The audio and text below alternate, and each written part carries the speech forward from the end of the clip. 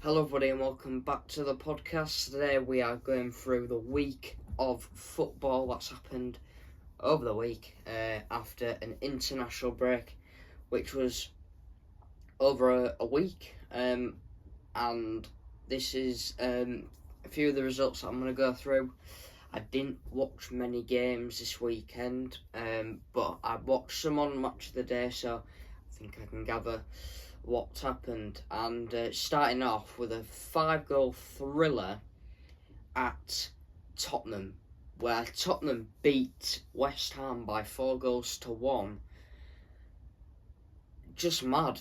West Ham took the lead with Kudus, and then Spurs scored and then went on to score another 3. So it's like, when West Ham scored, it was like, oh, this is going to be the downfall to Spurs because they lost last weekend and now they're losing now. But no, they've got one back out of Kulusevski and then they scored another 3 afterwards. Just mental. Tottenham are just like that sometimes.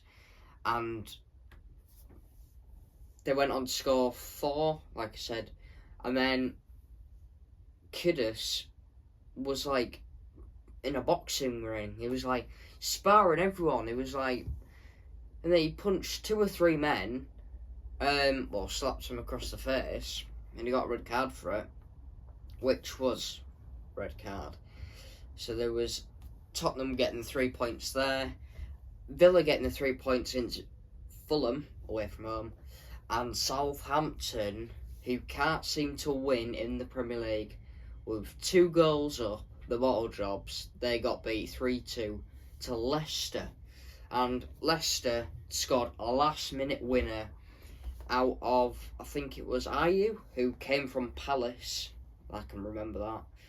Came from Palace, and he scored a brilliant goal from a corner, which, in my opinion, the keeper should have done a little bit better, but it was a good goal. And then Bournemouth at home beating, which could have been the league leaders after that day, after the game, Arsenal. There was a red card. First 20 minutes of the game, William Saliba gets sent off. And in my opinion, it's not a sending off. I mean, he's grabbed hold of him and he's like gone with him, but really, at the most, it was a booking. And we're going to talk about the same challenge that happened in the Liverpool game later on in the podcast. But yeah, Arsenal, it was, once they went 10 men down, it was like, when they filled the gap, it was like the gap was still open for Bournemouth to run into. And they scored from a corner, which was brilliantly worked, and scored, well, it wouldn't worked well, but it fell to him really well, and he scored really well. Very good finish. And then they scored from a penalty, which David Raya gave away. There's been a lot of red cards this weekend, and yellow cards as well, so there's another one for your book. Mike Dean. Well, I don't know why I'm saying Mike Dean, because he was just going on in the Liverpool game, so that's why I can remember. So yeah, Arsenal getting beat, losing William Saliba, their key defender, who will be out for the Liverpool game on Sunday, which Liverpool won today, which we'll go on to later. And I think with that loss from Arsenal, I think it's not lowered their confidence. I think it's just a little bit of like them thinking, oh, we've lost and then we've got Liverpool to cope with. It's like they kind of don't know what they're going to do for Liverpool because of how good they're doing at the moment.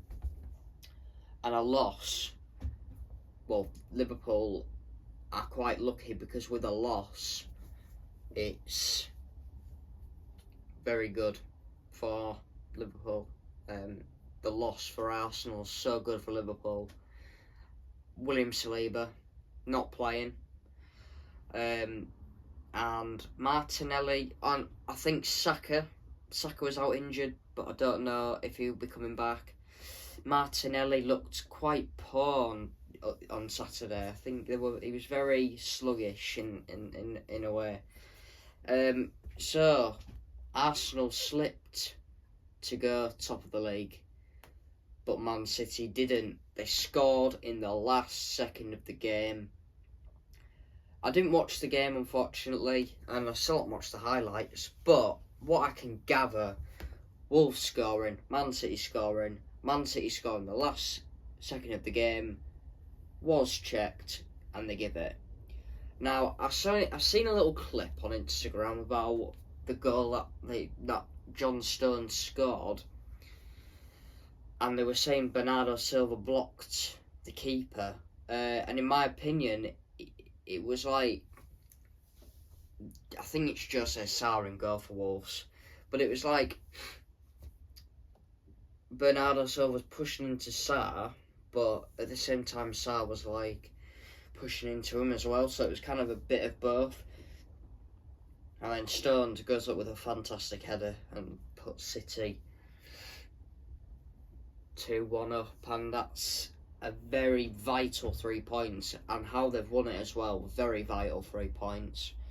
And then it came down to Liverpool as well. I think Man City are just a team that will not give up until the final minute of the game. Doesn't matter if they're 1-1, 1-0, trying to salvage a point. They're just so good at how they play, and I think that's why Man City wins games, points, and win the league. So Pep's machine rolls on, and so does the slot machine, like that. Liverpool beating Chelsea 2-1 in an eventful game, which had pretty much just the referee wanting to be involved in the game. I can't remember who the ref was. I can picture him, but I can't remember his name.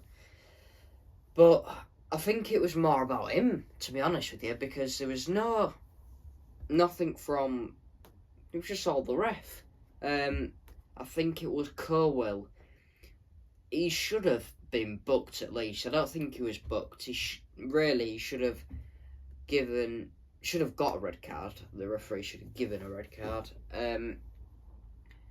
But it was a good performance from Liverpool in the first half. Coming into the second half, it was really tense for Liverpool for the first 5, and then the crowd got them up to push on to get the second, which Curtis Jones did, and he should have got a penalty in the first half, really, which we did score the first penalty by Mohamed Salah, and then Sanchez took out Curtis Jones and wasn't given a penalty.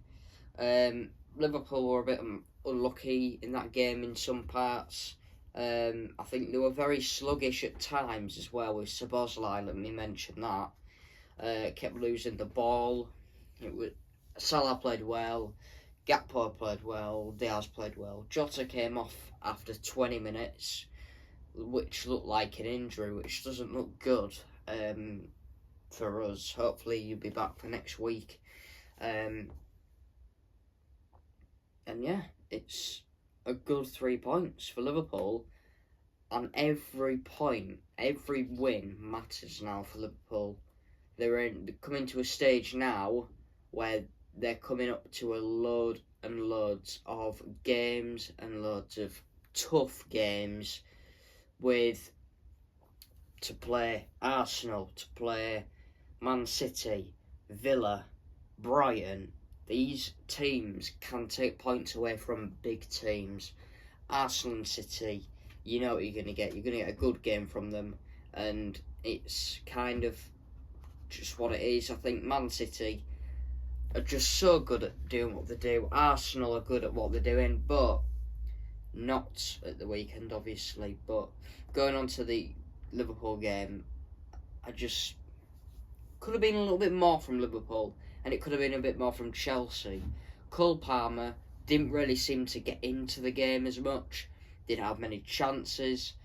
What else can I pick on? There was he just kept giving bookings, fouls, just everything, the referee. But at the end, Slot pushed through to win the game and get all 3 points to take them back to the top of the league, which they've been sitting there for about 3 weeks, 2 weeks now, and it's like Michael Richards said after the game, Liverpool are title contenders. That's what he says. And I was like, no, not really, because we haven't really seen much of us yet, because the game that we just played against Chelsea, we thought it was going to be a tough game. And it should have been a tough game, but it was kind of mild. Chelsea wasn't on it as much. Lavia, Caicedo, the midfield played brilliant, them two. The players that Liverpool wanted played extraordinarily well. And then Maresca took off Lavia with, like, in the 60th minute, in the hour mark, and I was like, but he's the best player on the pitch. It was like, I don't know, it was strange. His subs were very strange, taking him off, James off, but nevertheless, Chelsea scored, but couldn't keep the draw on. I thought they were going to score in the last minute though, but they didn't. So that's good for us. 3 points, takes us top with Arsenal next week, with no Saliba, possibly no Saka. If we win next week, that'll be a big statement. If we win next week, I will probably say we are title contenders. I think if we're not, if we draw or win next week, it's a fantastic result. But I think if we get close to winning the league, that'll be still good, because with a new manager in charge, getting used to the team, it's just brilliant. But Arsenal, you can't slip up, and they slipped up at the weekend, and they're 4 points behind top spot, and that's how it goes. That's how the cookie crumbles, and that's what happens when you drop points when you're in a title race. Liverpool are in a title race, but at the moment I won't say they're title contenders. We didn't play at our best against Chelsea, but we played well enough to get the win. And I think if we can keep that up against Arsenal, that'd be mint, and possibly get the 3 points, maybe a point off them. Like I said, no Saliba and possibly no Saka, so that gives us a little bit of an advantage. But on the downside, Jota could be out for that game as well. But I don't know. York City winning at the weekend. All your York fans who watch, they did win 4-0 against Ebbsfleet, with Barnet to come on Tuesday night, which will be a cracker. And then Halifax away, which should be a really good game as well. So if you like the podcast, please like and subscribe. We're nearly at 700 subs, and hopefully see you again soon with more football content coming out with the international break over. So I'll see you again next time. Goodbye, like and subscribe. Goodbye.